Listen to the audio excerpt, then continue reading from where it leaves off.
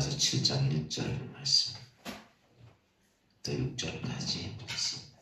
형제들아, 내가 법 아는 자들에게 말하노니 너희는 그 법이 사람이 살 동안에만 주를 주관하는 줄 알지 못하느냐.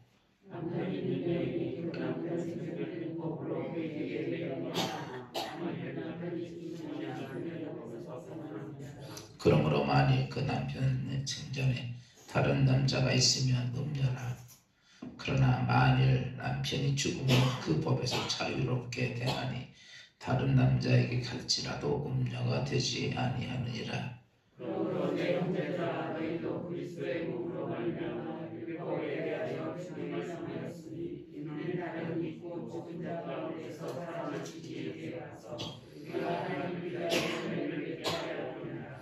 우리가 육신에 있을 때에는 율법으로 말미암아 죄의 정욕이 우리의 지체 중에 역사하여 우리로 사망을 위하여 열매를 맺게 하였더니 이제는 우리가 얻으려 너희에 대하여 죽었으므로 율법에서 살았으니 이러므로 우리하여 새로운 것으로 얻을 것이요 율법 없는 아멘.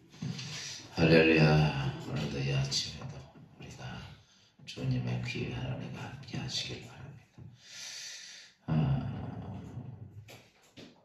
오늘 예수님께서 우리가 율법 아래에 있던 우리들에게 예수 그리스도를 통해서 이제 변화된 모습에 대해서 혼인에 비유해서 예수님이 말씀을 하셨어요. 우리가 이제 율법과의 관계를 잘 모를 때가 많죠. 그래서 혹여나 지금도 신앙생활하면서 율법에 얽매일 때가 참 많이 있는데, 오늘 예수님 사도 바울이 뭐냐라고 말하면 율법의 구속력에 대한 문제를 먼저 이야기를 하죠. 죽은 사람은 율법의 구속력이 있어요, 없어요? 바꿔서 얘기하면 우리나라 법이 있다고 칩시다. 법이잖아요. 법은 죽은 사람에게 관여해요, 산 사람에게만 관여해요? 그렇죠? 죽은 사람에게는 어떤 죄를 졌어도 여러분 그거는 관여를 안 해요. 죽는 순간에 아무리 큰 일도 죽는 순간에 모든 것은 다 정지가 됩니다. 그러니까 이제 그래서 사람들이 자살을 택하는 거예요. 종종 정치인들이 이렇게 죽잖아요. 그 사람들이 자살을 택하는 것은 죽음으로 거기서 그걸 딱 일단하게 되는 거예요. 구속력이 없어집니다. 근데 이게 우리가 사는 이 세상만 그런 게 아니라 하나님의 법도 사도 바울은 구속력에 대해서 죽으면 그 구속력이 없다 그러면서 한 여자에 대한 결혼에 대한 의미를 얘기했죠. 여자와 남자가 결혼했는데 그 남편이 살아있으면 여자는 어때요? 많은 제약, 그 결혼이라는 틀 안에 있는 제약 조건에 다 이렇게 관여가 돼요. 그래서 이제 지금 이렇게 표현하죠. 그 결혼한 여자가 남편이 안 죽었는데 다른 남자가 생기면 뭐라고 그래요? 불륜, 여기서는 음녀다라고 얘기를 합니다. 그런데 똑같은 상황인데, 똑같은 사람인데 다른 그 남편이 죽으면 여자가 또 다른 남자하고 만나서 살아요. 그러면 그건 뭐예요? 그거는 정당화되는 거예요. 그러니까 결혼이라는 자체는 이렇게 묶어놓고 테두리로 정해놓는 거예요. 이게 사실은 결혼이라고 하는 것은 결혼하기 전에는 하지만 결혼이라는 자체는 내가 이렇게 이 사람과 평생을 같이 살겠다, 그것의 테두리를 정해놓는 게 결혼입니다. 근데 남편이 죽었어요. 그러면 그 여자에게는 그 결혼이라는 묶어진 틀이 어때요? 깨지는 거예요. 깨져서 그때는 남편이 죽은 다음에 다른 남자와 교제해서 살 수 있고 결혼도 할 수 있는 거예요. 그건 악은 본자가 되지 않는 것이다. 맞죠? 그것처럼 율법도 마찬가지라고 얘기를 합니다. 이 율법이 어떠냐 하면 예수 그리스도가 우리를 위해 죽기 전에는 율법에 대한 구속력이 있었어요. 구속력. 그 안에서 그래서 율법의 구속력 안에 뭐 조금만 해도 모든 게 범법자가 되고 다 문제가 되죠. 이런 중에 있다가 이 율법의 구속력이 있었을 때에 우리는 뭐냐라고 말하면 죄인이다 라고 얘기를 합니다. 왜? 율법의 구속력 안에 있기 때문에 인간은. 그래서 사실은 성경에 뭐라고 그랬어요? 모든 사람이 다 죄를 범하였음에 라고 얘기하고 모든 사람이 다 죄인이다 라고 하는 것은 무엇이냐면 율법의 구속력 안에 있기 때문에 그래요. 그 때문에 율법이라는 것을 들이대면 모든 사람은 다 죄인이 돼요. 그래서 우리가 이 땅에서 누구나가 다 죄인 되었는데 이제 그렇게 되었던 율법과 우리 인간과의 관계가 이런 거죠. 첫 번째 결혼이 율법과의 결혼이 된 거예요. 이렇게 묶어진 거예요. 그러니까 언제나 그런 속에서 있다 보니까 인간은 죄의 그 카테고리 속에 딱 갇혀져 있는 모습이 되죠. 그러다가 예수 그리스도가 십자가에 죽으심으로 우리는 어떠냐면 율법과의 관계가 깨져버려요. 이게.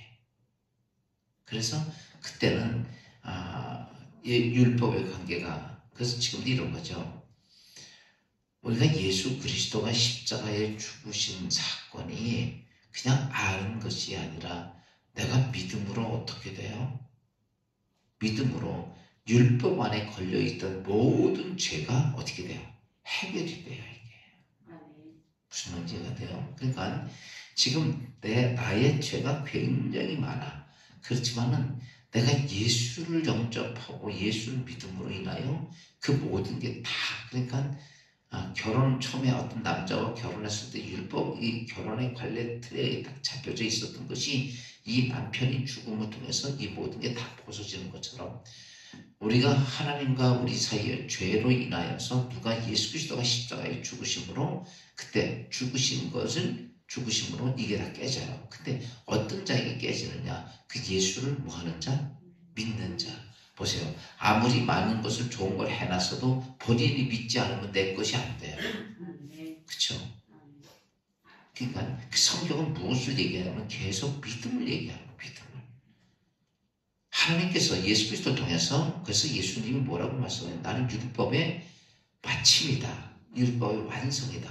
그러니까 율법이라고 하는 자체가 인간을 딱 사로잡아서 사망의 길로 끌고 갔는데 그 율법을 하나님 예수 그리스도가 모든 것을 다 해결하셨다. 인 거죠.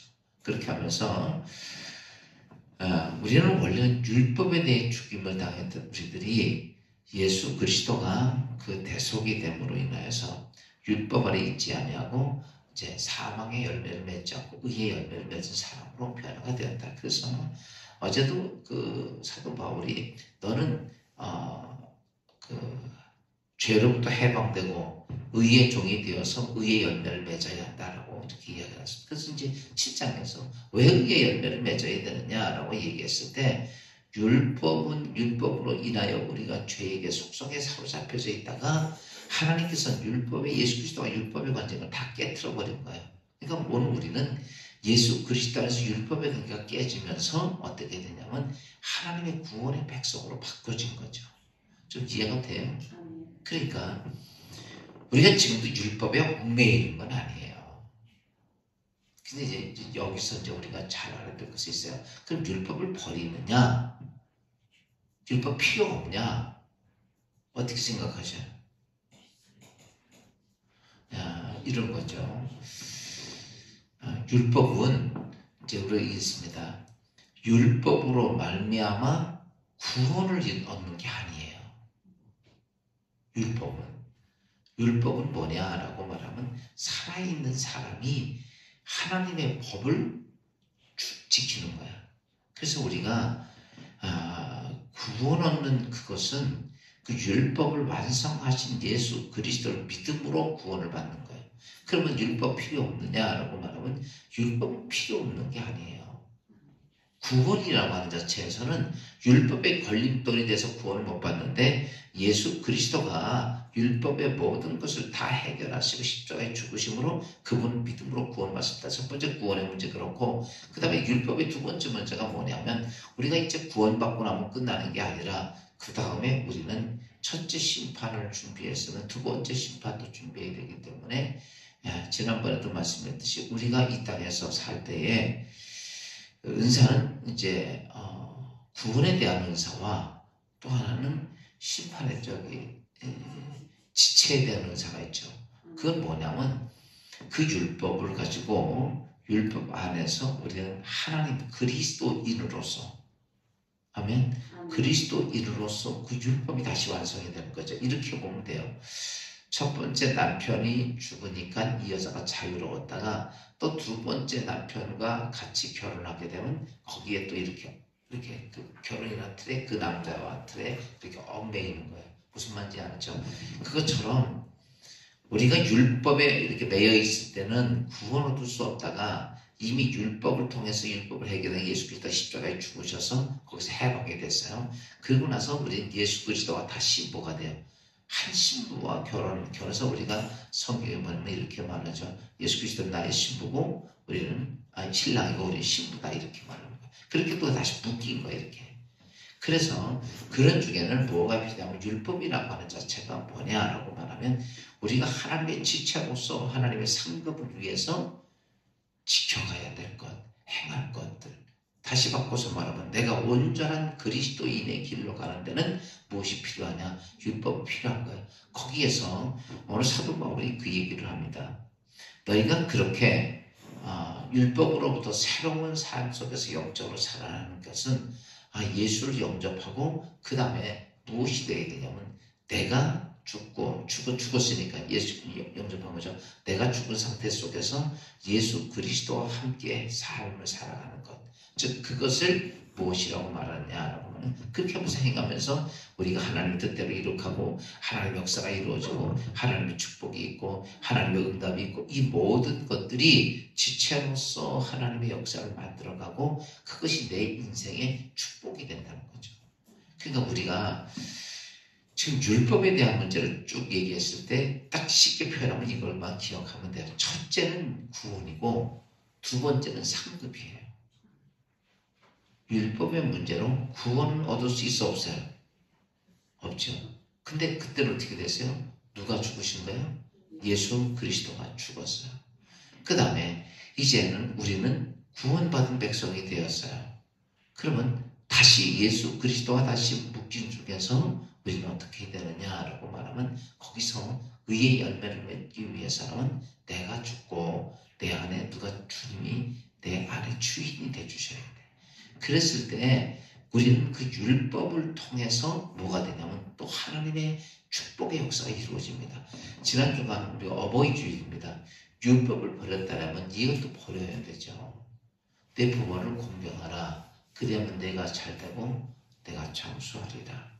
이게 율법이거든요. 그러면 예수 믿으면 됐지 뭘 또 그런 것도 해야 돼. 그쵸? 아니에요. 지금 이제 우리가 그렇게 행함을 통해서 그거는 뭐냐라고 말하면 보세요. 부모를 공경했다고 해서 구원받습니까? 아니에요. 하나님의 이름을 망령되이 일컫지 말라. 하나님의 이름을 망령되이 안 일컬어서 구원받나요?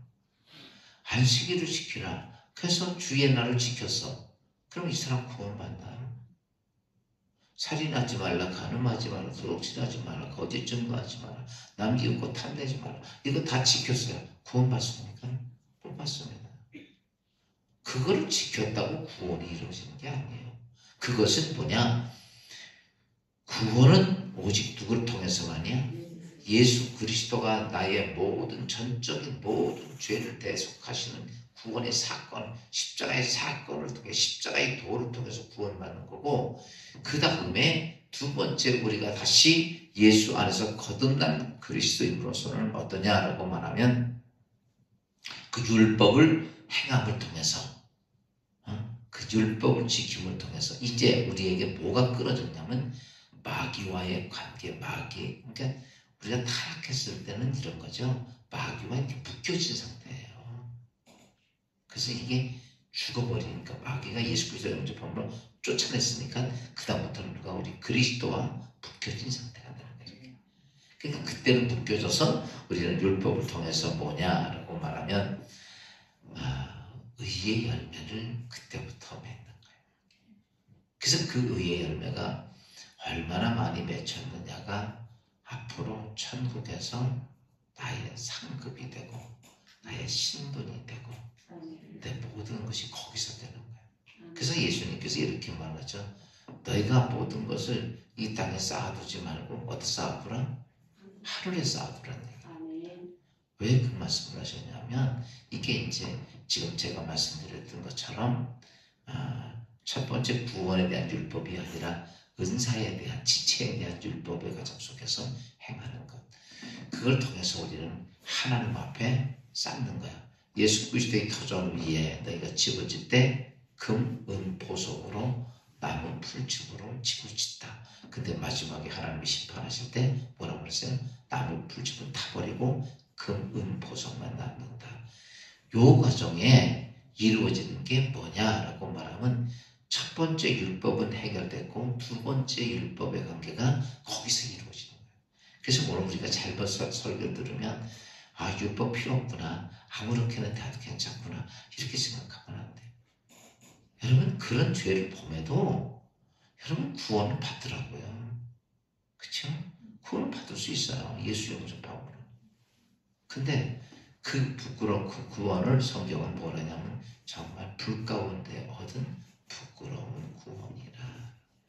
부끄러운 구원이라도 받으면 감사하지만 부끄러움이 여러분 영원히 부끄럽다면 그거 얼마나 그것도 부담이 돼요. 그렇죠? 그냥 이렇게 하는 게 아니라 쉽게 표현하면 우리 차혜수 기사님 내 이마에 학교 다닐 때 성적표가 붙어 있다면 부끄러울까 부끄러울까? 둘 중에 하나야. 잘하는 애들은 자랑스럽고, 그쵸? 그 애들은 성적표 붙였으면 좋겠어, 그쵸?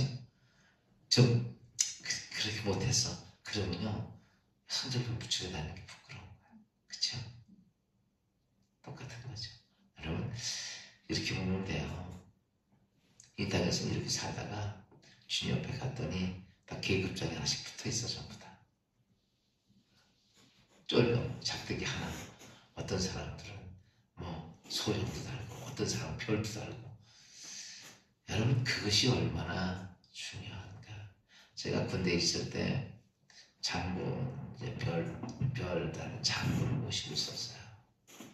여러분 군대에서 장군이 참 멋있어요. 별 달고 다 보면 그 장군 보면 그 휘하에 졸병들이 한 2만 명 정도가 되니까 그러면 이렇게 사병들 회사 이제 숙소든지 파견지 가면요 장군이 한 번 떴다 그러면 난리가 아닙니다. 완전히 다 그냥 군대를 기립가이를 해요. 그냥 17부터 4층부터 뭐 정말 준비를 잘합니다.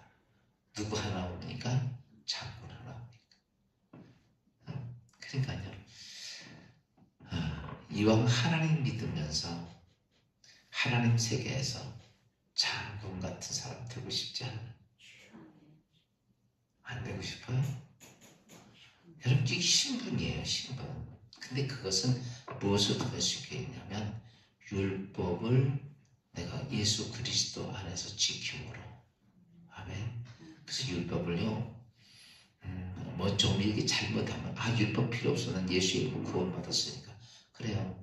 구원은 예수의 이름으로 율법의 관계가 해방돼서 받을 수 있지만 또다시 우리는 예수 그리스도의 매임이 되어서 그 다음에 또 율법을 지킴을 통해 그것이 상급이 결정되는 거죠. 정리하면 오늘 사도 바울은 혼인관계를 통해서 율법과 죄에 대한 문제를 나눴습니다. 오늘 사랑 여러분, 우리가 제일 중요한 것은 첫째는 예수 그리스도입니다.